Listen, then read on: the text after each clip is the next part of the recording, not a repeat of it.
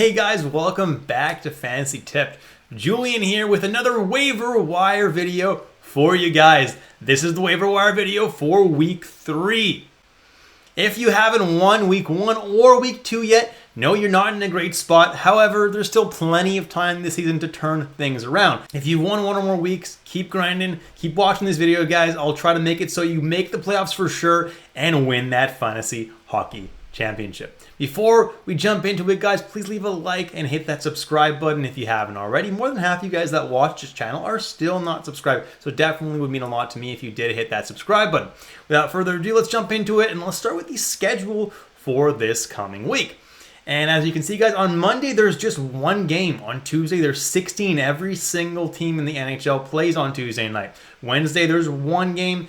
Thursday, 11, Friday, 6, Saturday, 9, and Sunday, 4. So as you can see, guys, Monday and Wednesday are really not busy nights. So the more players you can have that are actually playing on those nights, the better. So let's take a look at who has a good schedule then. And the 3 best schedules this week are Buffalo, New Jersey, and Washington. They all play 3 off nights. Buffalo plays that Monday, that one game that is being played on Monday, Friday, and Sunday, which are also really not busy nights. And then New Jersey and Washington both play Wednesday, Friday, and Sunday, which is really nice to have consecutive off nights like that. And they are the only 2 teams that play on Wednesday.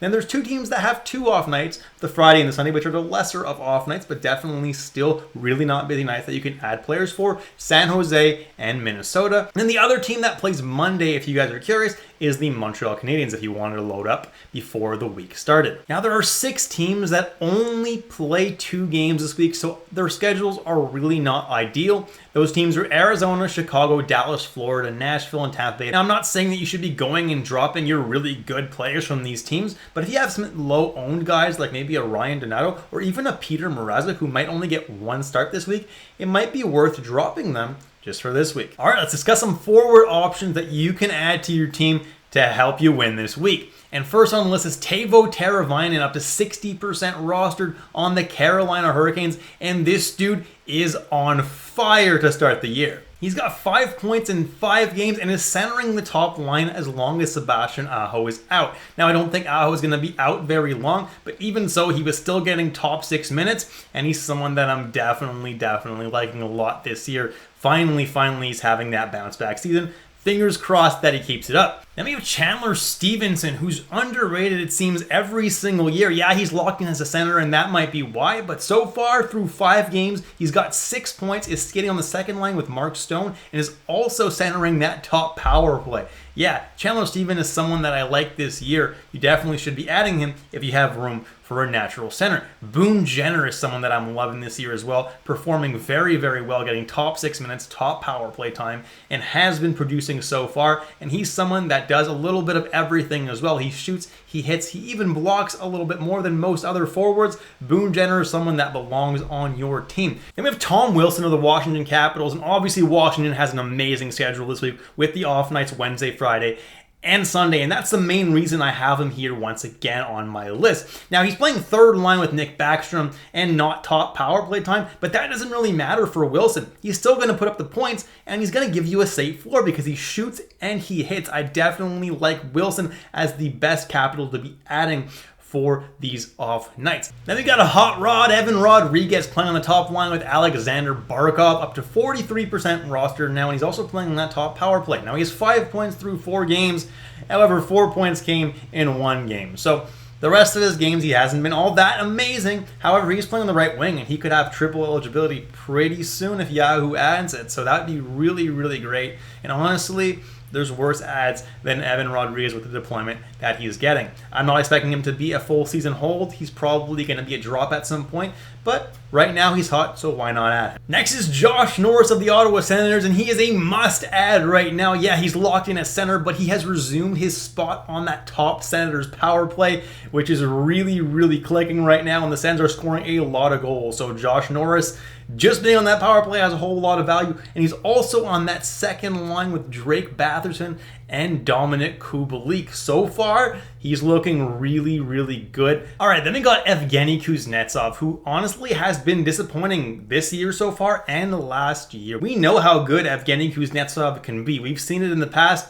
but we haven't seen it recently. The reason I'm recommending him this week is because Washington does have those 3 consecutive off nights, Wednesday, Friday, and Sunday. That's something that's pretty valuable, and Kuznetsov is still playing top power play and second line, so definitely the opportunity is still there for him, and I wouldn't be against adding him for this week. Then we got Mason McTavish of the Anaheim Ducks, 27% roster, and he has been the most productive player on his team so far, with 3 points in 3 games, and playing on the second line as center as well as the second power play. He's someone that's looked pretty good this year, and he's someone that I loved going into last season, obviously, as a rookie. Didn't really shine that much, but this year could be the year he breaks out, and I think he's going to have himself a nice year. Definitely worth a pickup if he's available to you in your league. Then we got Dylan Strome of the Washington Capitals, who's also a decent option as a streamer for the off nights that Washington has this week. He's playing on the top line with Alexander Ovechkin, which is the main appeal, and he's also playing on the second power play, which is okay,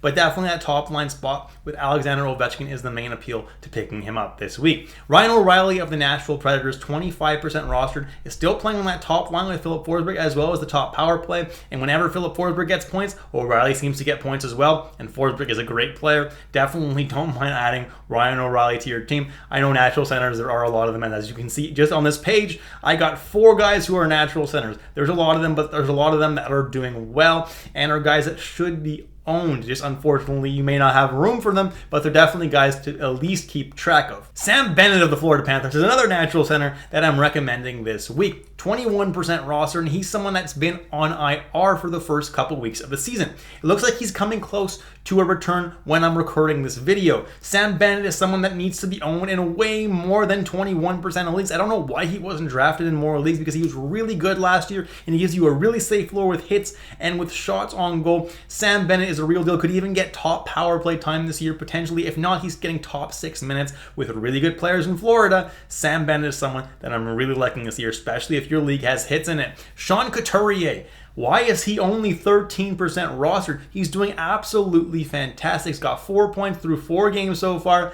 It doesn't seem like the injury is really affecting him too much. He missed the whole year last year, but he looks really good this year, and I definitely recommend you pick him up if you have room in your lineup for a natural center. Obviously, I'm suggesting a lot of those, but Couturier is definitely one that I'm recommending you pick up. TJ Oshie of the Washington Capitals, 13% rostered, is another guy who I would suggest for this coming week. Playing on the second line right now with Kuznetsov, as well as the top power play in Washington.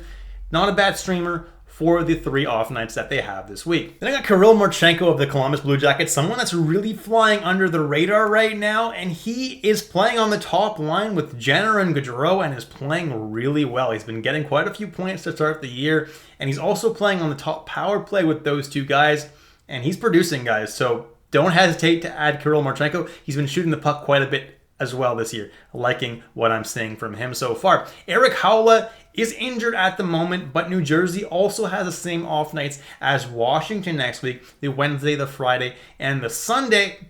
And Haula has been someone who's been really, really good this year, has actually been prioritized above Timo Meier in the lineup. When they pull the goalie, they put him, out there instead of Timo Meier. So Haula is someone that they're liking, and he's going to get top 9 minutes and has been producing so far. So definitely not someone I mind adding to my lineup for this week if he is healthy. Then you got Leo Carlsson of the Anaheim Ducks, and he was the 2nd overall pick in the 2023 draft, the one that kind of just happened. And he's already playing. He played his first NHL game and scored a goal. He's actually also getting top line minutes with Zegras and Terry, as well as top power play time. They're really giving this guy an opportunity here, and I don't mind adding him if you have room for a natural center. Alex Newhook's another natural center for the Montreal Canadiens. He's someone that you could be adding for that Monday game. So if you want to prep for next week, you want to add players for Monday, Newhook is a pretty decent option, honestly. Getting second line minutes, looking pretty good so far as a Montreal Canadian. he's someone that I definitely like adding for that week.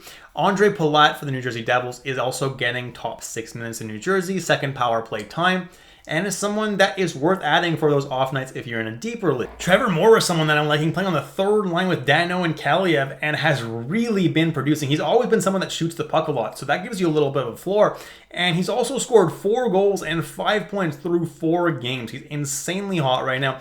That's not going to last all year, but as of right now, why not pick him up? He's available in 96% of leagues, which is absolutely crazy. And then finally, Raphael Harvey-Pinard is actually playing on the top line with Suzuki and Caulfield in Montreal. He's also an excellent option if you want to add someone for that Monday off night where there's only one game between Montreal and Buffalo. As far as defensemen go, I didn't want to repeat too much from last week, so I switched them up a little bit. But if you do want to check out my video from last week and the defensemen that I mentioned there, you can check out the video right up there, guys. Now, Sean Durzi is the number one option I have here at 60% rostered. He's playing top power play in Arizona, looking pretty good so far. Zach Werenski down to 50% rostered. He got injured, but it looks like he's gonna be back now, guys, and Werenski should be owning way more than 50% of league. He's super underrated this year and someone that could really do some damage. Owen Power of the Buffalo Sabres is someone that you could be adding for the off nights that Buffalo has this week. Definitely not a horrible idea. They play Monday, Friday, and Sunday off nights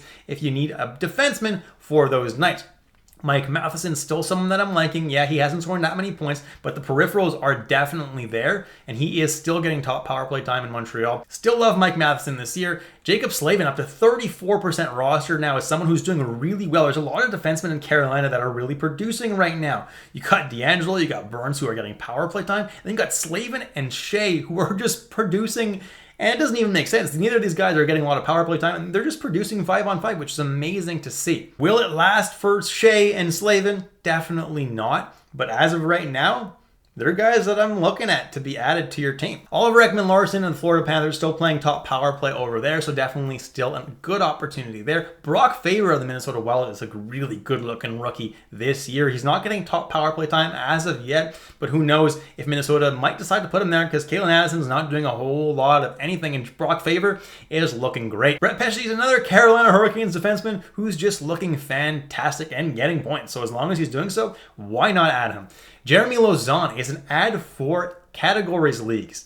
Specifically, if you need hits in your league. Lauzon has been hitting a lot. Now, I know his last game, he didn't really do a whole lot of anything in the hits department. But other than that, guys, he's been hitting a lot. And he's someone that will offer you a relatively safe floor for hits. If you need it, he's a good Luke Shen replacement because Shen's out 4 to 6 weeks.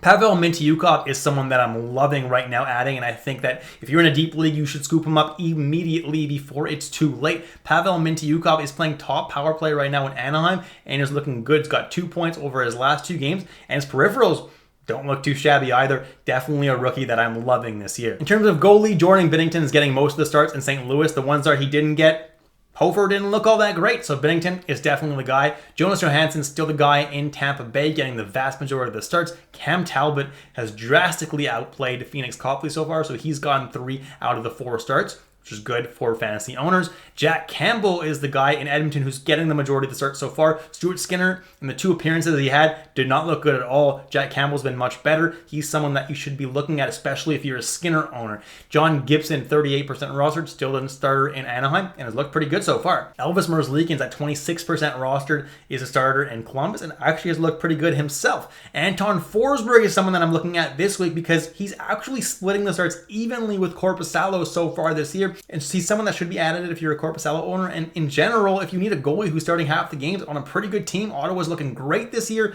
add Anton Forsberg. Now, I could have had Mrazek here, but I have Soderblom because he's a less owned, and he's also starting half the games in Chicago and has also looked pretty good. Same thing for Kaapo Kähkönen. I could have had Mackenzie Blackwood here, but Kaapo Kähkönen's owned in way less leagues, and he's also starting half the games, it seems, for San Jose as of right now, so I definitely don't mind that ad. And then Connor Ingram of the Arizona Coyotes, could have had Vmelka on this list, but Connor Ingram also seems to be starting half the games for Arizona, and at only 2% roster, he's someone that you could add if you need someone to get you games. And that's it, guys. Thank you so much for watching all the way through. If you enjoyed the content today, please leave a like and hit that subscribe button if you haven't already. Thanks so much, and I'll catch you in the next episode of Fantasy Tipped.